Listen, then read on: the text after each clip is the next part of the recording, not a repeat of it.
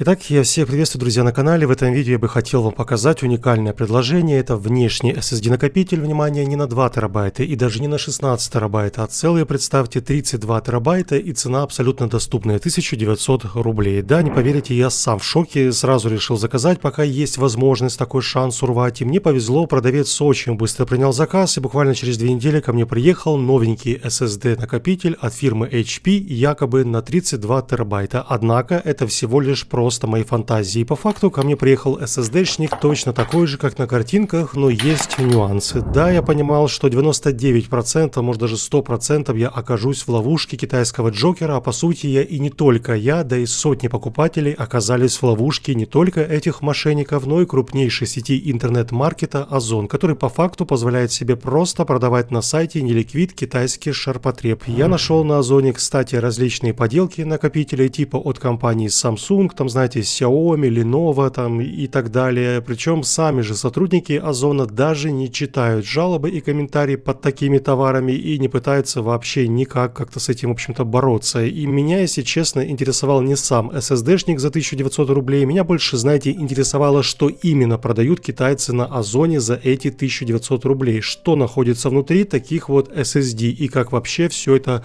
работает. И как видим с вами, поделка действительно довольно качественно сделана, у нее аккуратная коробка, полностью металлический корпус, качественная сборка и нет явных заметных следов использования. Одним словом, очень аккуратно собран типа SSD-шник, и даже все слова на английском переведены как следует. В общем-то, в самом комплекте, значит, у нас имеется кабель Type-C, и через него я и подключил SSD к компьютеру. Надеюсь, мой комп после этого выживет и там нет никаких шанхайских вирусов. В общем, удачи мне. Итак, видим, что у нас при подключении Windows 11 реально выдает почти 31 терабайт. Это по сути верный объем, но что интересно, SSD просто называется как SSD и никаких там HP, Solid State Drive, просто SSD и точка. Далее я решил набросать, в общем-то, немножко файлов на этот SSD-шник на 0,5 терабайта, скажем так, и вроде бы все, знаете, нормально, все скидывается, все работает, но вот скорость передачи данных подозрительно низкая для SSD-шника через Type-C. Должна быть, насколько я не ошибаюсь, минимум, я знаю, там 400-500 метров в секунду, а мы видим 7-8, там максимум 10-15 метров вместо 400-500. А что это значит? Верно, это значит, что внутри стоит, скорее всего, всратая SD-карточка или обычная флешка USB второй версии. Очень и очень низкие показатели скорости. Ну окей, ладно, едем далее. И пока что вопрос только к скорости. Да, она очень низкая, но у нас реально 32 терабайта якобы. И даже что-то там сбрасывается на этот скамерский SSD-шник. Но это, внимание, может быть прошивка, и скорее всего на обычную флешку китайцы накатили фейковый объем SSD-шника. Короче, я решил форматнуть накопитель через Windows, и о чудо, даже после форматирования все равно объем остался прежним, 32 терабайта, и это очень странно. Выходит, что очень капитально, качественно зашили китайцы внутри оболочку, что даже после форматирования через командную строку Windows накопитель не сбрасывает свой реальный объем по дефолту и упорно продолжает мне врать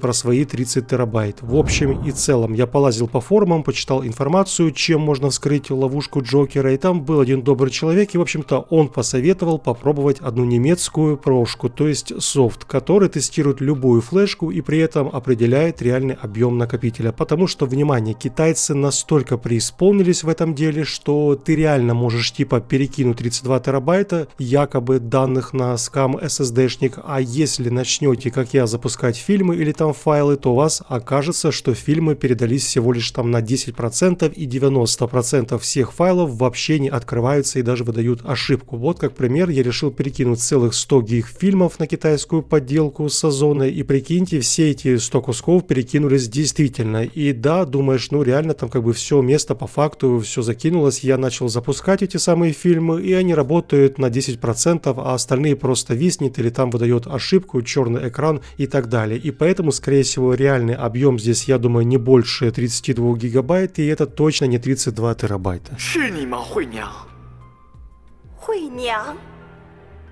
我是惠娘。 Короче, я потратил на проверку тестером примерно 6 часов, и на каком-то моменте все реально повисло. И я так и не узнал реальный объем данной подделки. Потом я еще перепробовал с десяток различных приложений, и все они не сумели выяснить объем SSD-шника. Вот настолько, представьте себе, серьезно зашили китайцы данную подделку, что ни одно приложение не может выяснить, сколько же там реальный объем. Единственное, что я сумел узнать в этом приложении, это то, что у нас внутри стоит SD-карта 10 класса. И стоит такая карта в среднем там 300 рублей на Озоне, но это точно не 2000. Вот и вся история. Причем, имея такую проблему с неясностью реального объема SSD, очень сложно потом доказать менеджеру Озона, что с накопителем что-то не так. Он вроде бы как и записывает типа 32 терабайта, все окей, а после записи не читается 99% файлов. И тут менеджер может вам, конечно же, сказать, что это ваши проблемы с вашими файлами, такие у вас кривые файлы. В общем-то, вы же видите, тут 32 терабайта, все пишется, все работает, а то, что файлы не читаются, это уже ваши кривые файлы. Именно так можно отказывать покупателям в возврате товара. Но мы-то понимаем, что у нас внутри стоит просто флешка, и чтобы убедиться, конечно же, стоит разобрать корпус и посмотреть. Причем, внимание, разобрать фейковый накопитель, кстати, оказалось очень непросто, и это специально так сделано, чтобы было сложно раскрутить, и при этом пришлось ломать сам корпус. А значит, что? Верно, сломанный корпус — это сломанный товар, и возврату что? Не подлежит. Хитро, да, хитро, здесь, конечно, все понятно, но мы все равно раскручим эту чушку, мне не жалко 2000 рублей. Так вот, после вскрытия, друзья, мы с вами, значит, видим следующую картинку. У нас, значит, конечно же, имеется такая небольшая платка, а в этой платке находится такой небольшой коннектор, и в нее вставлено что? Верно, обычная SD мини-карта. В общем, чего и стоило ожидать. На самой карточке нет вообще никакой маркировки, не ясен ее объем, непонятно, что за маркировка, что за фирма, короче, абсолютный ноунейм. И, в общем-то, вот в эту платку мы вставляется, то есть к ней припаяли обычный USB Type-C коннектор, и вот так вот работает обычная SD-карта за 200-250 рублей. И точно на эту SD-шку, мини-SD-шку, не влазит 32 терабайта. Вот, в принципе, вот такая вот история с этим накопителем. Если, друзья, закрепить все увиденное выше, хочется поставить, честно, 10 баллов китайским инженерам. Именно на таких трюках стране удалось в прошлом поднять экономику Китая до запредельных высот. Ну и сейчас тоже уже странно как бы наблюдать,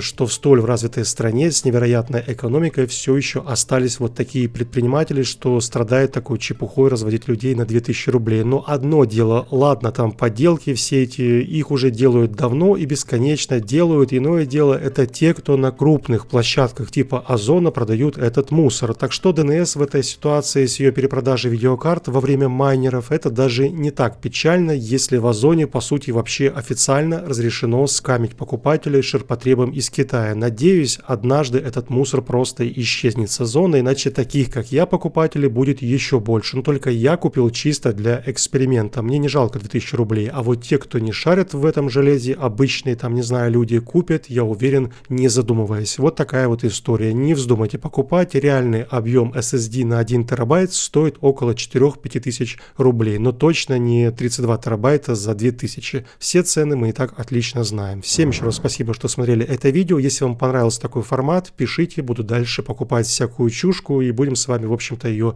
разбирать. Всем еще раз удачи и до встречи на канале. Пока-пока.